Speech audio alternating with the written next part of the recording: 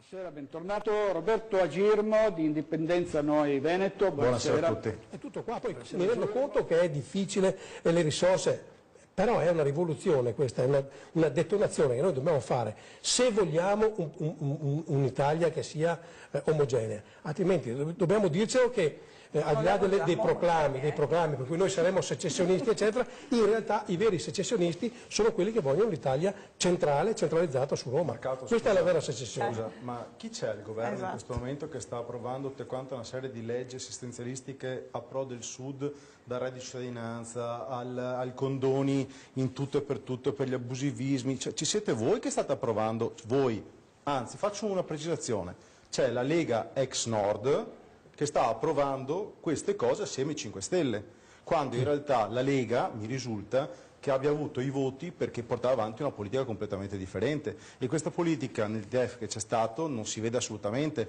perché i 10 miliardi per la flat tax che ci sono teoricamente nel nuovo DEF a cosa servono? A dare una mano a quante? 55.000 aziende? Cosa sono 55.000 aziende? Non sono niente, quindi le parole che dici sono corrette, cioè guarda, le sposo in pieno. Il problema è che arrivano da qualcuno che in questo momento è al governo e sta appoggiando delle politiche assistenzialistiche del Sud. Mi dispiace, perché mi dispiace dirvelo, ma state parlando in un modo e razzolando in un altro. Sì, vabbè, Allora, prima di tornare alla Simonetta Rubinato, volevo sentire ancora Girmo, perché anche dagli SMS che arrivano in questi giorni, insomma, riaffiora un po' la spinta indipendentista sull'onda dell'autonomia, no? Cioè, con sollecitazioni e anche rammarico. Chiaro.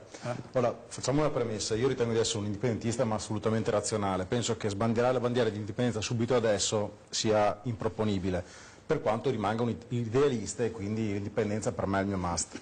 Ma essendo alla fine del primo giro, vorrei fare due considerazioni di base, una politica e una economica, che poi è la sintesi di quello che sto detto. Ora, per quanto riguarda quella politica, io presumo che se le spinte regionaliste che ci possono essere in Veneto in primis, ma vediamo anche la Lombardia, insomma anche la Lombardia ha fatto un referendum, dovessero avere la meglio sulla politica nazionale popolare che in questo momento sta portando avanti la Lega, Salvini rischierebbe di tornare quello che urlava Vesuvio bruciali tutti, quindi sarebbe visto male da una gran parte di quello che è l'elettorato che sta portando a Mecco in questo momento. Ora, e questa è una banale analisi politica, quindi Salvini, se il Veneto dovesse riuscire ad andare avanti in questo progetto che è la madre di tutte le battaglie, e sono d'accordo con Marcato, credo che perderebbe moltissimo consenso, e qui si andrebbero a riequilibrare un pochino tutti quelli che sono i passaggi politici a livello nazionale. Per quanto riguarda invece l'aspetto puramente economico, rifaccio un pochino a quello che ha detto anche la Rubinato, ovvero la coperta è corta, è molto corta, se la tiri da una parte non può venire su dall'altra parte. Ci sono 3 regioni che hanno un residuo fiscale importante, che sono il Veneto, anzi, in ordine, la Lombardia con i 56-60 miliardi circa, il Veneto e l'Emilia Romagna con più o meno 18-20 miliardi di residuo fiscale. Queste sono le uniche regioni che hanno un residuo fiscale importante, quindi sono quelle regioni dalle quali l'Italia oggi munge ciò che gli serve per poter ripartire a livello nazionale un minimo di sostenibilità.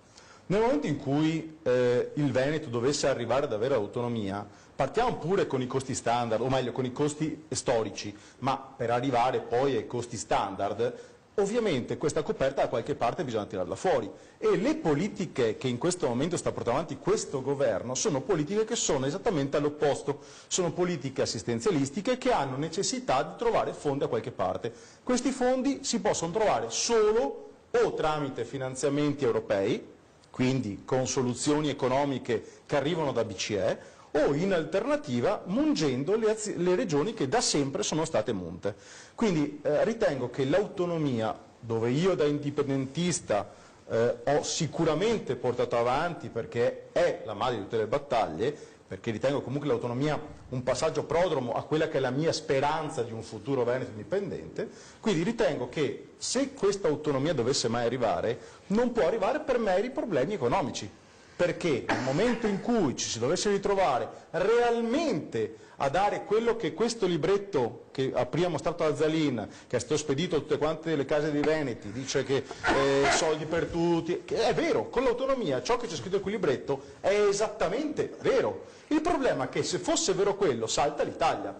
Quindi torna a dare ragione a Marcato quando dice che questo paese è tecnicamente irriformabile, o meglio, risulta irriformabile perché non c'è la volontà politica di riformarlo, ma in questo momento, per quanto siano da 5 mesi al governo, la volontà politica non sta andando in una direzione diversa rispetto a ciò che è sempre stato. Anzi, direi che ciò che sta venendo fuori adesso, considerando quello che dovrebbe essere il leitmotiv della Lega, è esattamente all'opposto da quello che dovrebbe essere quella che è la realtà. Quindi io mi domando come ci possa essere questa discrasia operativa e concettuale tra la Lega di governo, stavo per dire la Lega di Milano, in realtà si è spostata a Roma, okay, e la Liga Veneta, che io spero ancora siano due cose distinte e distinguibili, spero. Sempre meno lo spero, però ci spero ancora in parte, perché se la Liga Veneta e coloro i quali fanno parte della Liga Veneta credono a quello che dicono, non possono continuare a sostenere il padrone di Milano, di Roma, scegliete voi quello che volete, insomma. Quindi ritengo sia veramente un qualcosa di fuori luogo continuare a cercare di dar ragione alle politiche popolari, populiste, chiamatele come volete, che ha in questo momento il governo, quando la Liga Veneta teoricamente ha una ragione d'essere completamente diversa.